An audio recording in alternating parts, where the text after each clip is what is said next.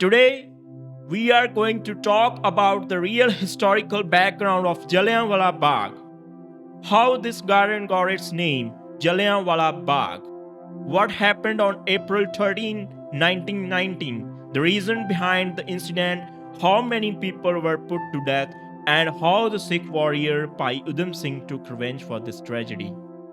Listen till the end to fully understand the history of this horrific event. April 13, 1919 was no less than a dark, stormy night for the entire nation of India. On this day, at the sacred and holy land of Amritsar, countless unarmed people were shot dead. The place where this incident occurred belonged to the Jalli clan, which is why it became known as Jallianwala Bagh. This event is also called the Jallianwala Bagh Massacre. In reality, the seeds of this incident were sown earlier when on April 9, 1919, two prominent leaders of Amritsar were detained by British authorities for opposing Rollout Act. Under the Rollout Act, the government gained the power to arrest anyone without trial and imprison them for up to 2 years. This act imposed strict restrictions on the press and stripped Indians of their civil liberties. In protest, the Indian people launched the Rollout Satyagraha. This act was also dubbed the Black Law. After the arrest of Dr. Saifuddin and Dr. Satyapal, a revolutionary atmosphere swept across Punjab. Enraged people began setting fires everywhere. Seeing this, on April 11, martial law was imposed throughout Punjab, and General Dyer was given the responsibility to enforce it. At that time, a unique wave of unity emerged among Hindus, Muslims, Sikhs, and Christians. All religions stood together, shaking the foundations of the government of that era. On April 13, during the sacred occasion of Baisakhi, a massive gathering took place at Jallianwala Bagh with people of all ages, from children to the elderly present. They were unaware of the horrific tragedy about to unfold. After visiting Darbar Sahib for prayers, people gathered at Jallianwala Bagh, and slowly the number swelled to around 25,000. Meanwhile, General Dyer arrived at the site with his soldiers. Following a pre-planned strategy, he first blocked the main entrance known as Darshani Deori, the special passage for entry and exit, by positioning cannons there.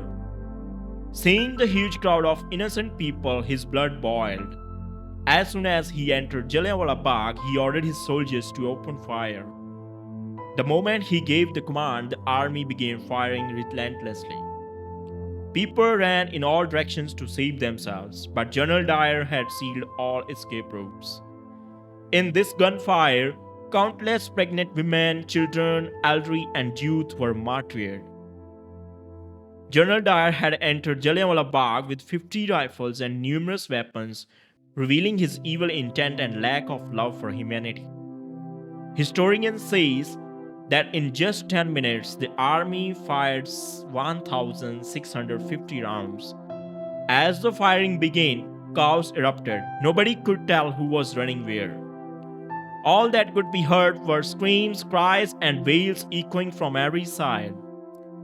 Many jumped into a well inside the garden to save themselves, while others tried to climb the walls, but General Dyer's firing didn't stop. He kept shooting continuously. Even today, if you visit Jallianwala Bagh, the bullet marks are on every brick clearly narrate the scene of that bloody massacre. Even now, hearing or reading about this tragedy makes your blood boil. It's also said that around 120 bodies were recovered from the well where people lived to save themselves. When those bodies were pulled out, it seemed as if the water in the well had forgotten its color. It was completely drenched in blood. That well is still known as the Bloody Well today.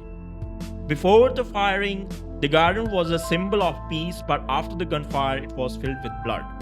In just 10 minutes of firing, complete devastation descended. Seeing all this, General Dyer's heart didn't soften. Instead, he stood at a distance, laughing mockingly.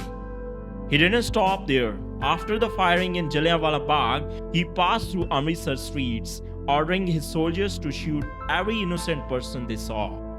Rather than showing remorse, he laughed and issued further orders that no Indian should be left alive. The British government didn't properly record this massacre. They mentioned only 379 deaths, but it can be estimated that the real number was far higher.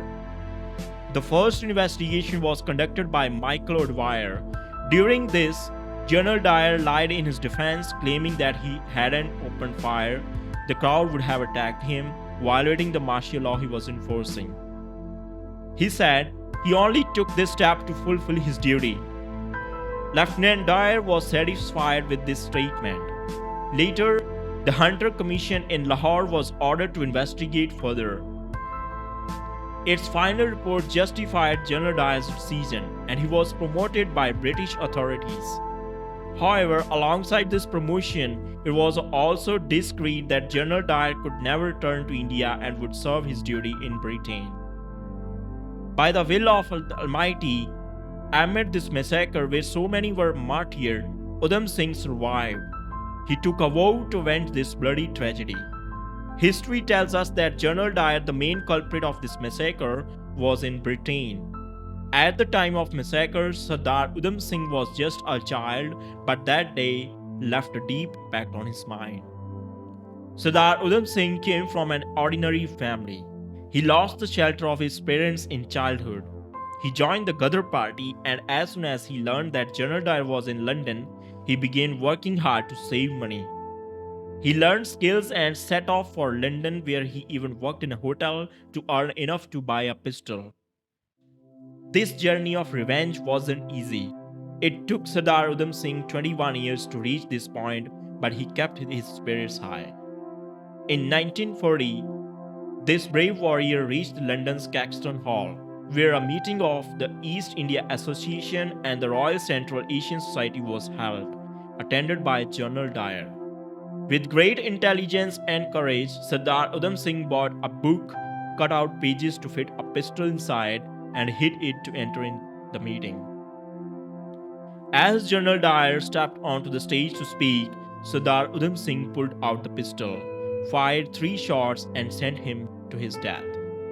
Even after this, the brave warrior didn't flee. He surrendered himself with a smiling face and said, "Today, after 21 years, I have avenged the Jallianwala Bagh Massacre. My vow is complete." On July 31st, 1940, the British government hanged Sardar Udham Singh. Thus, this brave Sikh warrior attained martyrdom by avenging the Jallianwala Bagh Massacre's main culprit, General Dyer, shooting him dead in his own home 21 years later. We bow our heads to the martyrdom of the courageous warrior Sardar Udham Singh. While narrating the history of this bloody incident that occurred on Vaisakhi, I seek forgiveness for any mistakes.